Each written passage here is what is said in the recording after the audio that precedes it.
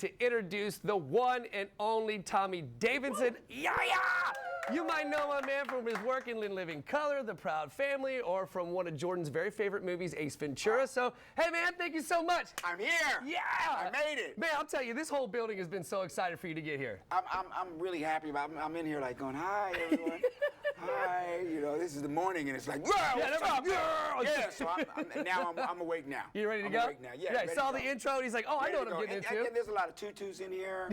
You know, there's tutus walking around. It's a whole thing here. It's a thing, man. We got a whole audience and stuff. Yeah. Oh, this is so cool. So I'm really stoked for you to be here. So you're here ahead of your performance over at the Comedy Zone. You'll be there, what, tonight, tomorrow, and Sunday?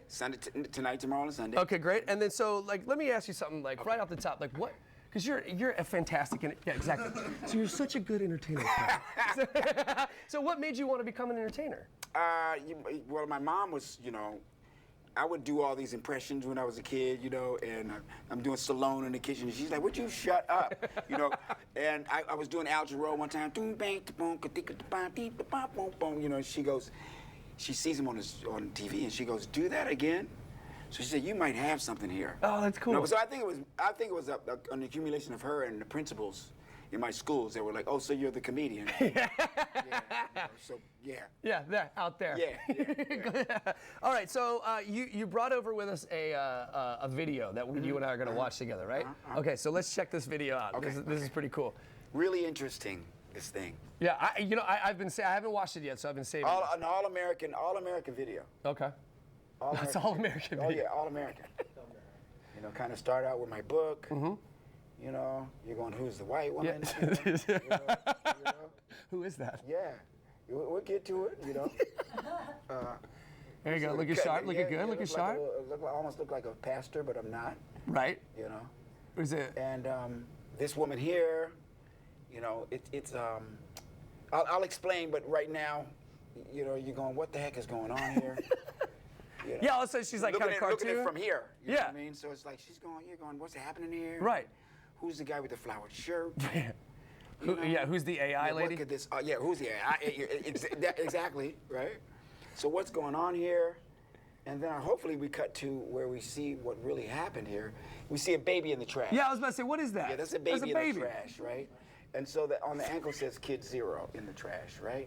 So here's her. She takes the baby from the trash. Oh, okay. See? So AI lady takes the trash baby. It's a white family with a black baby, see? Oh, I got you. And okay. That's me, my sister, and my brother. No way. Yeah, so it's autobiographical, so how I was found. That is rad, man. Yeah.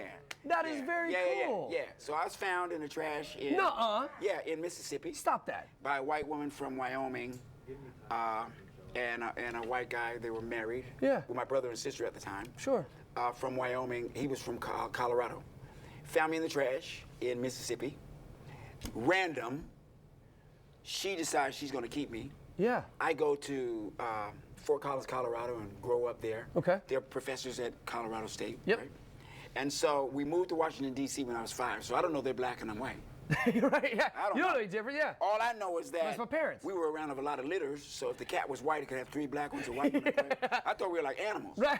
But then when we got to Washington, D.C., during the riots, the black kids kicked their ass. And they were calling my sister and my brother white cracker. Oh, no. Calling me white cracker lover. So I go to my mom and I'm going, hey. What's going on? Like, why are they calling me a white cracker lover? I like graham crackers. I'm 5. Exactly. You know what I mean? Yeah, you're like, I don't know what this even means. Yeah, so we moved to all white neighborhood and it's the N-word. Oh. So I'm like, well, what's that? Yeah. So she said, well, you know, we're different colors. So, you know, sometimes people who are your color don't like people your color, our color. And, oh, man. And at that time, my head just exploded because I said, well, how can people who are different colors not love each other? Because if you took one of those kittens out of that box, right. Or you took one of those it's unconditional. out of that box, she didn't care. Right. You know what I mean? So that's kind of been that's amazing, the energy Tommy. that's drove me through my whole career. Yeah. Was just wondering why that is and not really caring. That's cool. You know what I mean? But just knowing that love is love. Love is love. Tommy. And it was just time for me to tell that story. I love that. And I held that back for years. I had this beautiful career, TV, movies, and all this. And my sister called me one time and said, why don't you ever talk about Mom?